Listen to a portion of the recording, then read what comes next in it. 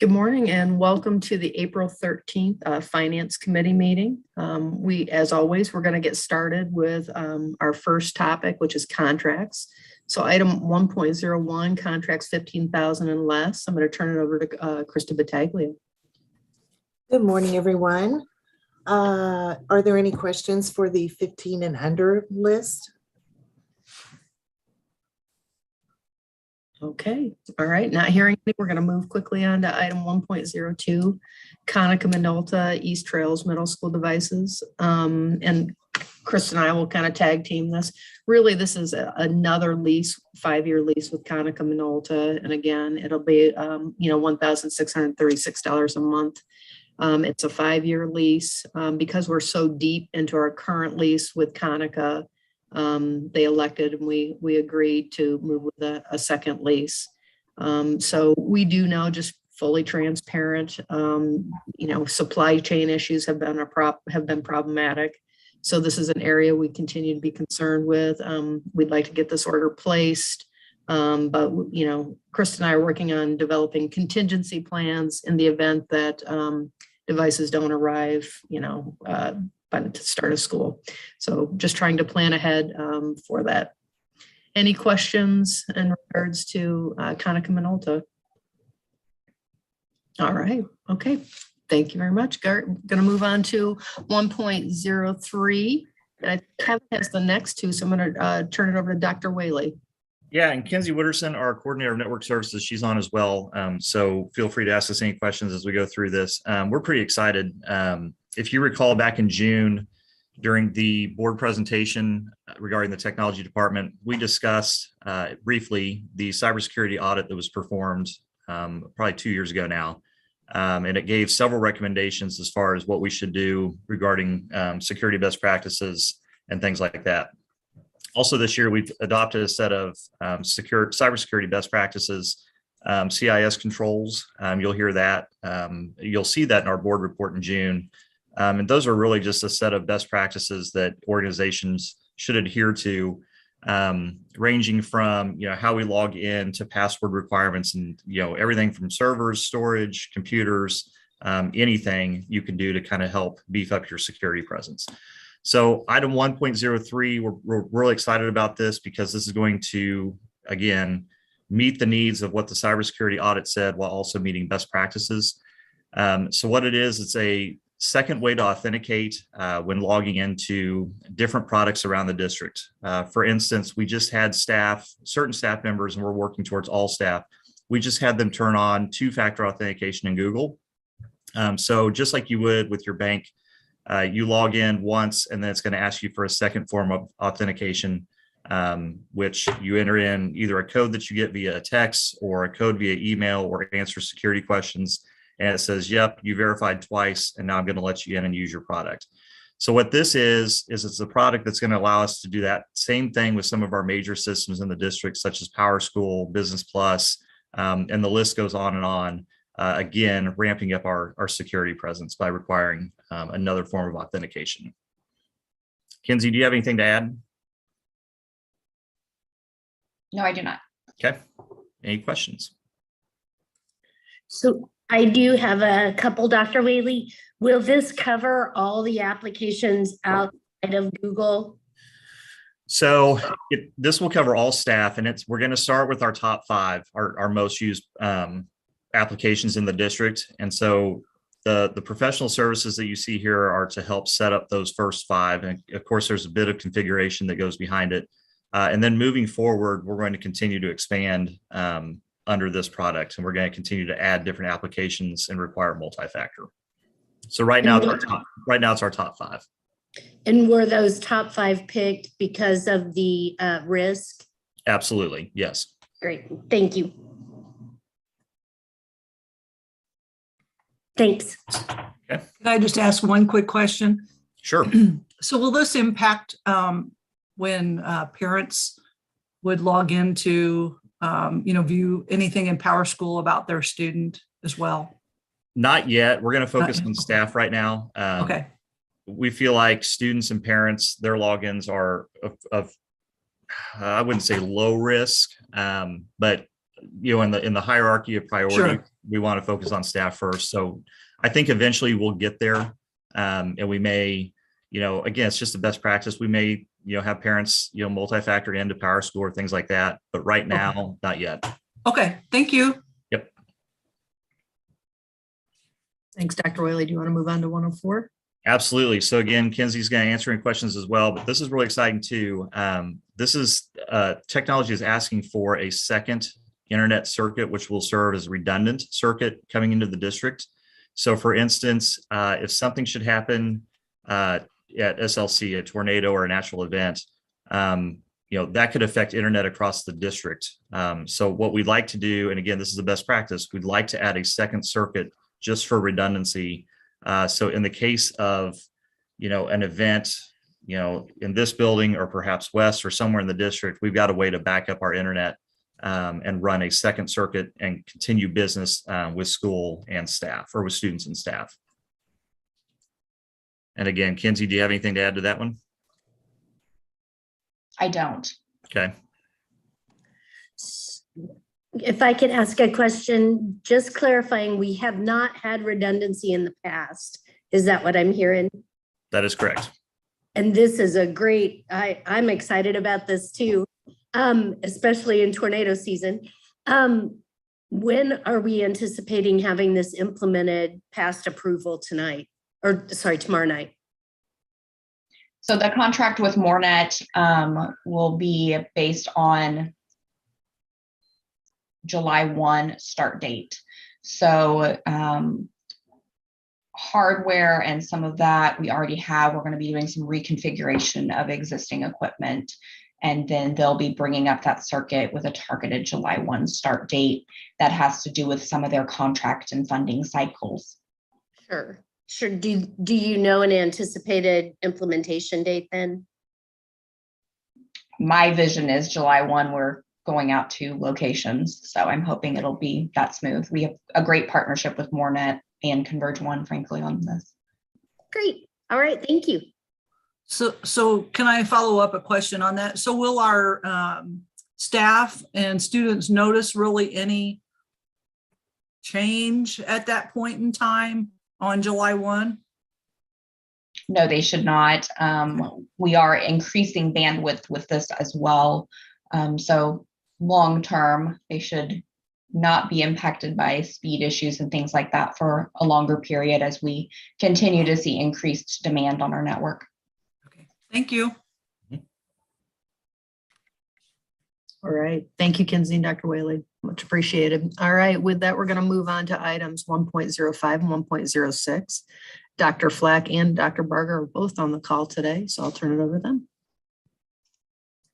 Hey, thank you. I'll talk a little bit about the process that we went through for both 1.05 and 1.06, and then we can open up to questions. The resources are for math and for in 1.05 and for middle school science in 1.06. The math resources are for Algebra 1, Geometry, and Algebra 2. The middle school science resources are for 6, 7, and 8.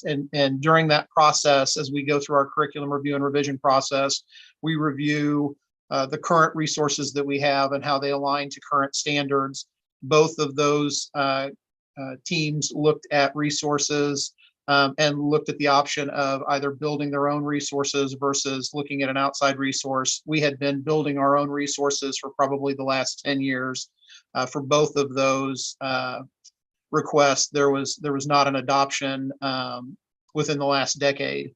And so after looking at content that was available and understanding the need for some consistency across the district and the need for some robust digital resources, especially given our needs during COVID and just across the board, and making sure that we have enough resources for our teachers, both of those teams decided to do a request for proposal for resources for those curricular areas. We did a request for proposals, sent out an RFP, reviewed multiple resources for each of those areas, and then whittled it down to the top 4. Those individuals came in and reviewed, shared a presentation for their resources, The team whittled it down to 2 and opened it up to input from the rest of the staff who teach those areas. And then with feedback, chose the top item for each one of those. And so these are a license for 6 years for each of these resources. And then I will open it up for questions or anything that I missed. Or Dr. Barger, is there anything you wanted to add to that process? Nope, other than we're accounting for that via a 1-year budget adjustment to allow for that to be covered out of a curriculum resource budget, and then we'll adjust that budget back. And that may be a 2-year, depending on some of those resources. We may be able to purchase that over 2 years without additional cost. So we're still working on that process, but a 1 or 2 year increase. So So can I clarify that comment from Dr. Barger? Does that mean we're doing a budget increase for that 1 to 2 years? Is that what you meant, or no? I So misunderstood. Dr. Hedrick, one of the things that we're doing at the SLC with IoT members only at the SLC is that we're beginning that zero-based budgeting approach. And so we're building from a needs-based. And so in some of our departments, we're seeing department budgets go down based on that. For 1 year, these 2 items will be included in a need out of the curriculum department. So Dr. Flack's budget will be this much bigger for next year and the year after based on that zero-based budgeting approach. So it would be an increase to his budget for the 2 years to account for this purchase, but not like an overall allocation to the curriculum department because of the way we're approaching budget development moving forward. Okay, thank you. And then I had just one other question in terms of the process. So in implementing these 2 resources, the amount of professional development for our staff will be, what does that look like? Yeah, that's a great question. We're working with the companies to bring in individuals, and I'm actually having some conversations this morning about content-based PD to roll out. So we want adequate professional learning for the staff members. In addition to that, the companies will both allow our teachers to have access to the digital versions before they leave for school. So they'll have access for planning purposes as we move forward. So wanting to make sure that we provide some adequate professional learning for the staff as well. Okay, great. Thank you.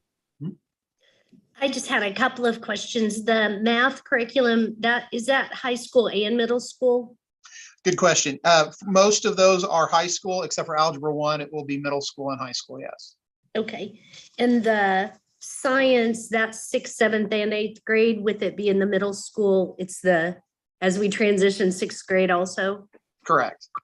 Great. And I really wanted to applaud both you, Dr. Flack, and Dr. Barger, having that teacher engagement and walking through that with all of us on the meeting this morning. I really appreciate how much the teachers were involved. I just think that was an excellent process, and thank you for taking everybody through the journey of selection, because that's awesome to get that level of input. Thank you. Well, thank you for saying that. We couldn't do it without the teachers. They're just critical to this process. Great. Thank you, Dr. Flack and Dr. Barger. All right, with that, we're going to move on to item 2 in our agenda, which is really our written reports that we provide on a monthly basis. So there's 2 written reports this month. We have purchasing and distribution and the before and after school services. So I'm going to turn it over to Krista Battaglia for 2.01. Thank you. Are there any questions about the written report for purchasing and distribution? I think one of the questions I had was around the mention of the students that you've engaged over time from a real world learning standpoint. And I was interested to know what that looks like for the future. And thank you for asking about that, because we are pretty proud of that. Since that program started, we have tried to engage at least 2 students from Lee Summit High School that are in that program. And basically, if we have a need for secretarial, they do those duties here upstairs with purchasing. And a lot of them work downstairs in the warehouse. And we want to continue that as long as we have kids that are interested in that. They really provide a great service. We enjoy them. We enjoy interacting with them and teaching them a skill and a trade. And, you know, they are excited to, once they turn 18, we do train them on the forklift and some of the other machineries. So we're very popular with that type of training. But, you know, we've had a number of kids that are very interested, you know, students from all walks. And so we are very happy and want to continue to engage them as long as they're interested.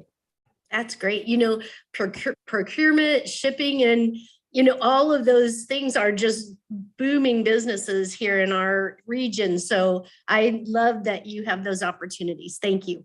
Yes, thank you. We do too. Anything else? Okay. I just want to say thank you for the report and the comprehensive and all that you guys do every day. It's a lot. I know it's a lot of work for everyone. And so you really work together as a team to get a lot of things accomplished. So I appreciate that. Thank you. Thank you, Krista. All right, with that, we're going to move on to our second written report, and that's before and after school services. And we've got Dawn Butler and Christy Fate on the call. Good morning. I'm enjoying the weather. Hope you guys are. A little wet, but still warm. So what can I answer for you guys this morning?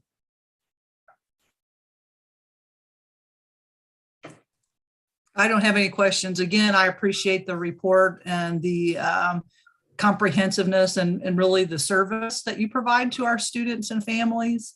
I just think is, you know, incredible and often overlooked. So just appreciate everyone's work. Thanks, Judy. Always good to see you. You too. I'll second that as well. As a working parent over the years, I definitely was thankful for before and after school care. So appreciate all the hard work that you guys do to provide that to our students and to our parents. Thank you. Thank you, Kathy. And in a year of transition for you, I think that you guys have done a great job in that transition space. So thanks again for all the hard work. Thank you. Thank you, Dawn and Chris. All right, we're going to move on to item 3, facilities. And we've got Kyle Gorell, and he's going to go through a number of items quickly for you today. All right, thank you. The first item I have today is for our annual carpet and flooring agreement. We have a number of these on the agenda today, and I'll go through them fairly quickly. These are the second round of contracts, of 5-year contracts that we've gone through. And they're really a critical part of how we implement our long-range capital plan. So they give us unit pricing so we can better budget for future expenses and allow us to respond to needs in a quick way that may come up even in an emergency. So this contract in particular is with FDC Contract, who actually held our last contract. And you can see the unit pricing that they've provided that will be used to meet the flooring needs for carpet and tile products moving forward. Are there any questions I can answer on them? Okay, the next item on the agenda is for Heartland Electric, and that is to replace the fire alarm at Trail Ridge Elementary. And as we've talked about before, to just keep up with aging infrastructure, it's important for us to replace a fire alarm every year, and that'll keep us just in a good rotational cycle. So this work will happen this summer and will be funded out of our capital budget. Are there any questions I can answer on that item? All right, the next item is a contract to Jnn Utilities. They are a company that we have used a lot in the past and are comfortable with. Just to explain briefly what this project is related to, when Woodland Elementary opened, there was not significant water pressure to operate the fire suppression systems. That's the fire sprinklers in the building as well as the fire hydrants outside. So there are large buried storage tanks of water out there that are leaking and have accumulated sediment over the years. And Lee Summit Fire Department is not comfortable pulling water out of them because it could damage the pumps in their pumper trucks. The city of Lee Summit has fairly recently installed a new water main out on Smart Road that serves the domestic water to that building. And so this project makes a connection from our fire loop to that domestic line and will bring this building back to current fire codes for water pressure. So are there any other questions I can answer on that? All right, so Can I just ask, Sure. what's kind of our time frame for this work to be completed? I have not heard an update from the contractor on any supply chain issues. We are hoping that this work can be completed over the summer. And that's just as long as they can get the pipe and get the work done. So we anticipate it being up and running for the start of the school year. Okay, thank you. Once we award the contract and they can actually place the order, they'll be able to give us a firm delivery of materials. Great, thank you. You're welcome. The next item is our annual renewal contract for asbestos abatement. This is just an on-call contract. We do have some planned projects. For example, as we've renovated Pleasantly and Lee Summit High School, we've used this contract to get ahead of construction and do asbestos abatement. Major Abatement also had been awarded our previous contract, and they do a good job for us. So are there any questions I can answer on that contract? All right, so the next annual contract is with Regents Flooring. This, you can see on their attachment that they bid the entire flooring contract. They were higher on all of the unit pricing except for the gym resilient athletic flooring. And if you've seen some of the schools that we've done in the past, this is a vinyl floor with a cushioned back that provides a safer playing surface in our elementary gyms where we don't want to spend the infrastructure of putting in a wood floor. We have, I don't know the exact number, we're probably 2/3 of the way through all of our elementary schools, replacing them with resilient athletic flooring. We try to do a couple a year, 1 to 2 a year out of our capital budget. And so we're recommending awarding just that component for the gym flooring to Regents Flooring. Are there any questions I can answer? Okay, so the final item is the long-awaited and very, very much appreciated with your patience awaited bond budget report. A lot of hard work through our technology department and the business services group on getting this report to work, the incumbents tables to pull through on multiple fiscal years. So I'd like to, since it's been a few months, just run down real briefly through the projects and just kind of give you a picture of where we are. So the athletics project is showing a negative budget balance. We are anticipating some funds returning to that project from the video board installation. We have encumbered in this budget the installation for the sound systems at Lee Summit West and Lee Summit High, and the video board installer will be installing the sound system. So that's about $40,000 or $50,000 that'll be unencumbered off of this project. Still is going to be slightly over budget, but we're comfortable with that balancing out in the rest of the bond issue. Lee Summit High School, you can see, has a positive fund balance. We are leaving that project alone. There could be still a lot of unknowns to come with a little over a year of renovation left to do.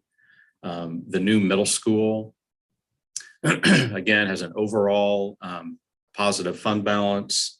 The one negative line on there, probably our surprise, we got billed late for our water taps from the city. That was over $100,000. but we're still looking good on the middle school. Mason Elementary, we purposefully, when we revised our budgets, we pulled some money out of Mason and have left that project kind of intentionally over budget at this time. There is some allowance money and contingency money within the GMP with J.E. Dunn that we will be returning, and that will be close to $300,000, we think, somewhere between $250,000 and $300,000. So that project's going to be real close to being balanced at the end, and so we'll just keep an eye on that, and we hope that that gets balanced out within the next couple of months. You see the early education project, which is still remaining to be bid. So you can see a large budget balance in the buildings line. That project, along with the other additional bond projects, will be bid, either between this summer and early fall. So we'll have fully encumbered contracts by fall on every project. The next project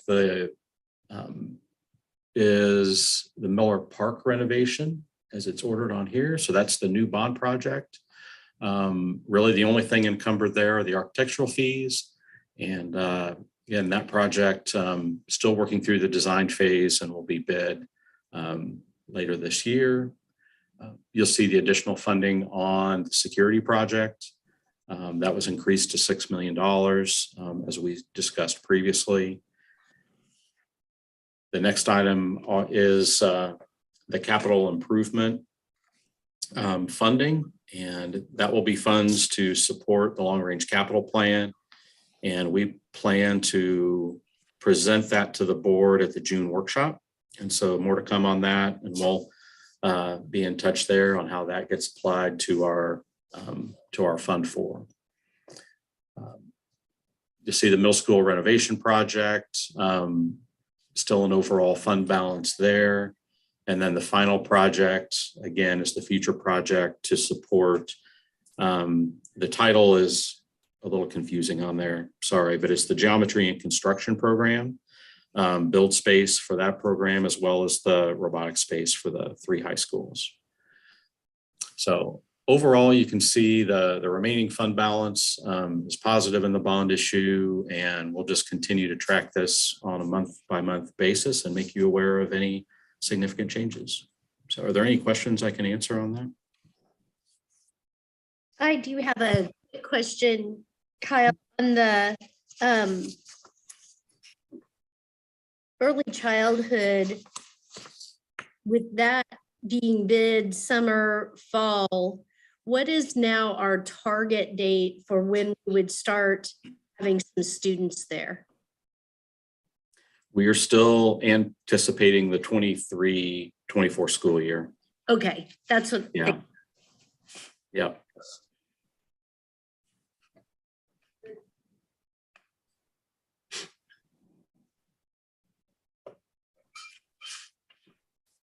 Thank you. You're welcome. Are there any other questions? Thank you, Kyle. And I just want to echo what Kyle said earlier. Nathan, Nikki Jewell from Technology, Amber Rogers from Facilities, and Sharon Garcia from Business Services worked very hard to get this report ready to go for you today. And again, appreciate the patience. So with that, we're going to move on to our final agenda item, which is finance. And we're going to turn it over to Nathan Holder. Good morning, everyone. Our first item, 4.01, is our transfer of funds. And this month, that amount is $3,513,454.21 that will go from the General Revenue Fund to the Special Revenue Fund for the end of March.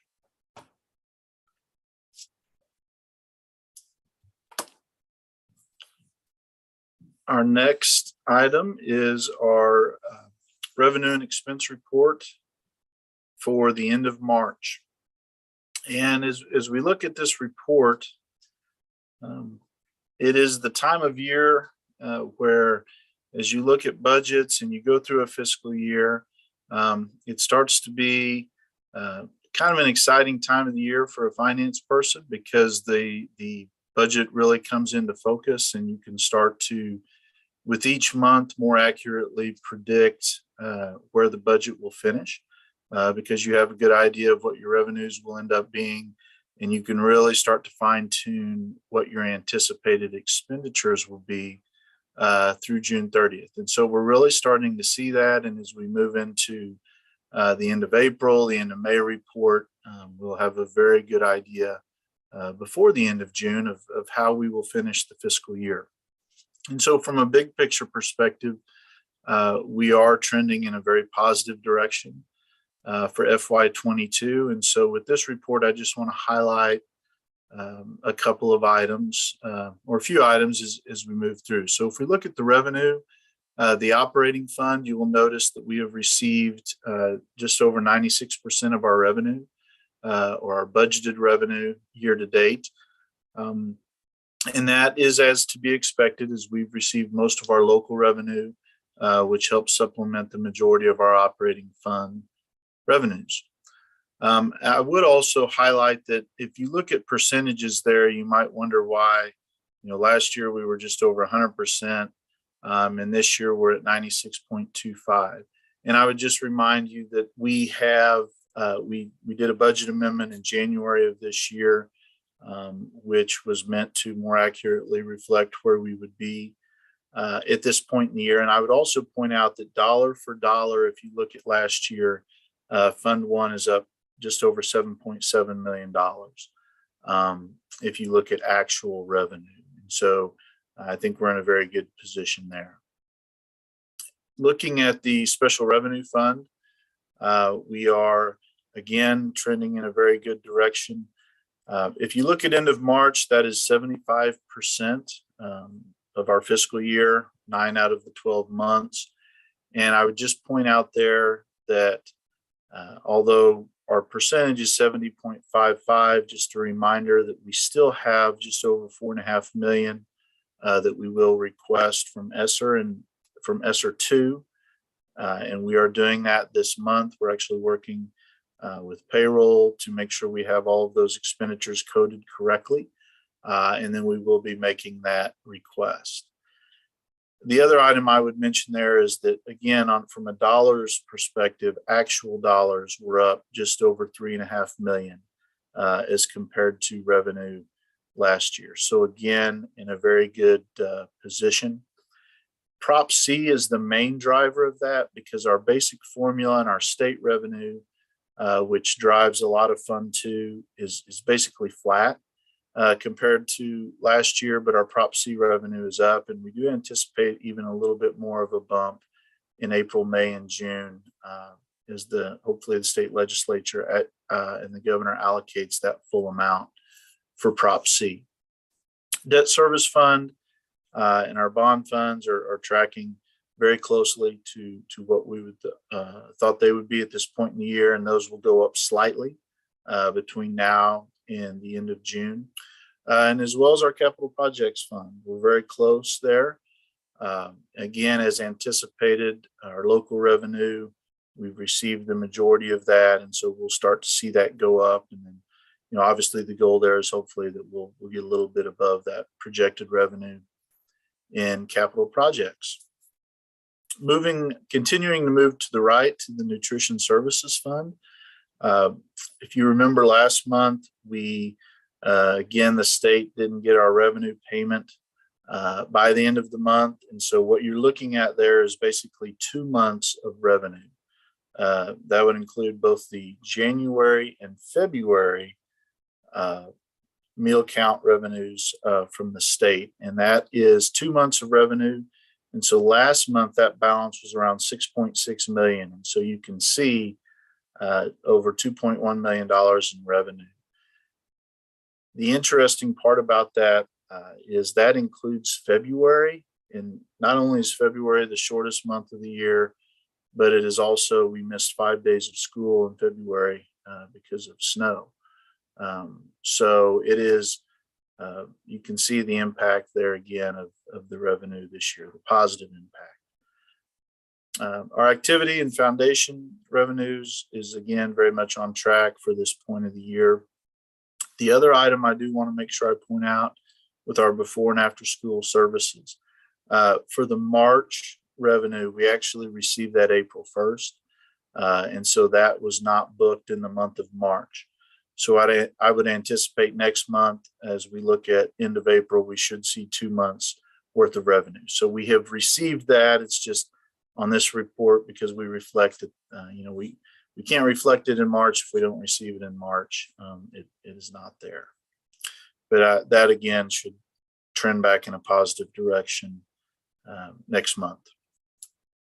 Going down to expenses, again, we are, I think, very much on track with where we would like to be at this point in the year. Again, we're 75% of the way through the year. And so you see in Fund 1, we are under that percentage. In our special revenue fund, which is the largest expenditure fund that we have in the district, we are tracking there at 67.46%, and I'm very comfortable with that percentage. If you look at that and you analyze it based on where we are in this year, with our teachers' expenses, because of starting their pay in August, their last pay is essentially in July, that would be 2/3 of the way through that portion of the budget. And so 66.67%. But then you also include some of the other Fund 2 expenses with 12-month employees, and those employees would be 75% of the way through their budgeted expenditures. So when you combine those two, obviously the teacher group makes up the largest portion of that, but still when you combine those two, the 67.46% I think is tracking right where we would want to be at this point in the year. And really the only substitute would be really the other main expenditure that we would have out of Fund 2, certified employees, and then also our purchase services for substitutes. Debt service, again, basically that is finished for the year. We will make a slight budget adjustment to make sure that meets our budget for debt service, and our bond is tracking right where we would anticipate that it would be at this point in the year. Capital projects, we still have just almost $4.5 million left, but we still have some payments there with lease purchase payment for the MIC, as well as our transportation. It's our last lease payment, our large lease payment for our buses. That will be occurring, and so we still have those hanging out there. But at this point, we're still comfortable with what we have budgeted in our capital projects fund. Going further over to the right, I just want to mention on nutrition services, we will likely have a budget adjustment. I did not change that in January as we were monitoring that. That is not alarming. As you know, food prices continued to escalate throughout this year. We'll still be under it, I think, at the end of April. But as we move through the end of June, we will likely adjust that budgeted number just a little bit higher. Big picture, go down below that and look at our restricted fund balance. It has obviously been a very good year financially in the nutrition services fund. So that's not a concern to have to adjust the budget, but I just wanted to point that out, that we will likely do that in June. Again, going down to the bottom, looking at the bottom left, our current fund balance, as you can see, just from a pure dollar perspective, as it compares to last year, just under $12 million, that we are, our current fund balance as compares to last year. So again, looking very positive for FY22. And then our fund balance is going across the lower right hand, nutrition services. Again, compared to last year, just a remarkable turnaround. Our activity fund, very similar in terms of overall fund balance. It's just up a little bit. And then our before and after school services, just a reminder that once those 2 months of revenue should get in, then we will also see that continue to trend in the right direction. So any questions on the revenue and expense report? Okay. For our investment report, not a lot has changed since our last finance committee meeting. And if you'll notice at the, if you could go up to the top real quick, please. Thank you. We have one CD that's coming off. It actually already has April 8th. We did reinvest those funds, obviously at a much higher rate. But looking towards the next maturity date, that is actually our last investment that will mature in this fiscal year. And there is always the possibility that we may look at another investment between now and June 30th. But in terms of anything maturing, that would be the last security that we hold that would mature. So if you would scroll on down, I did just want to highlight a couple of things here. This is a really interesting time for investing and is somewhat unprecedented. If we looked at the month of March, if we look at our repurchase calculations, both our MOSIP and our MOCAT, which is where we have our liquid funds, those moved throughout the month. And so truly that is an average.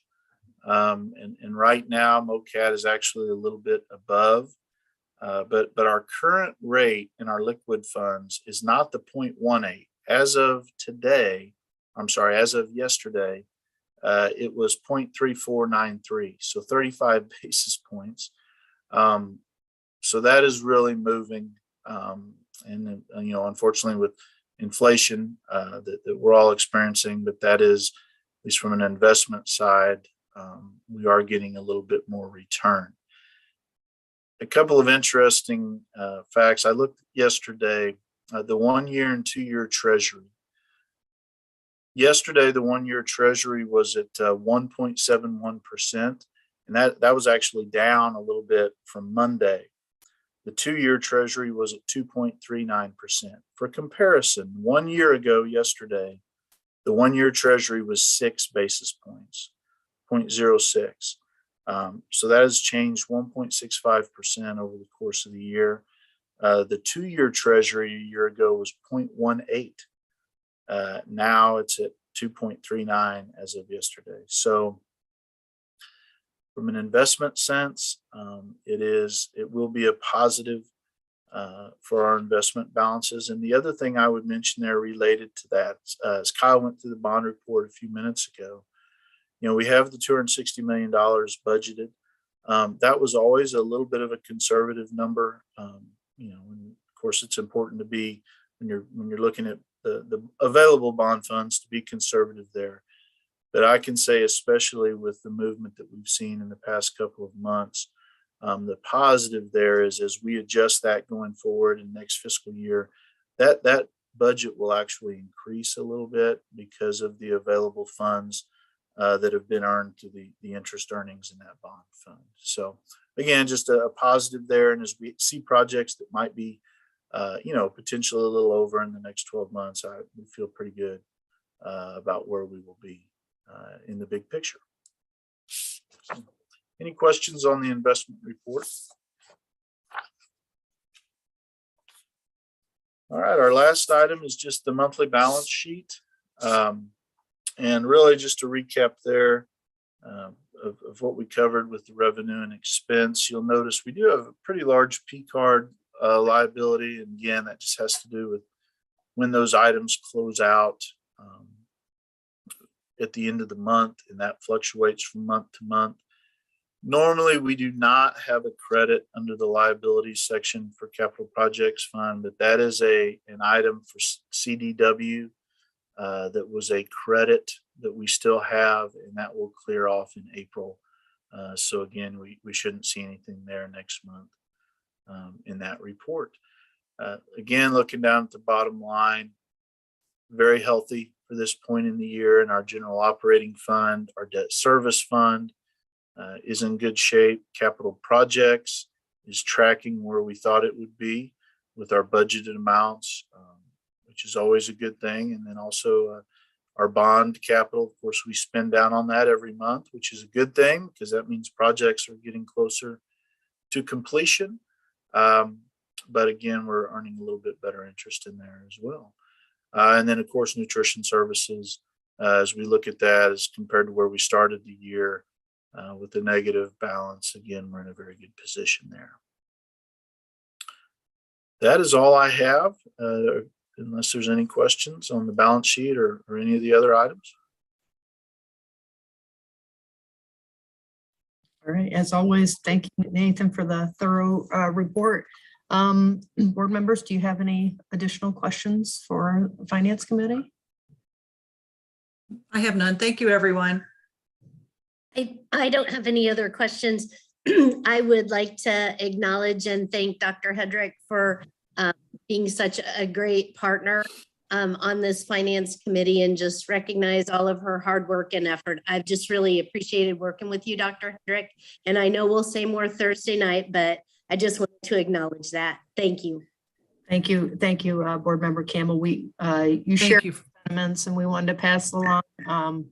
We always appreciate your thoughtful questions and expertise on this team, Judy. So, oh, well, thank you. I appreciate it. It's been my pleasure to serve.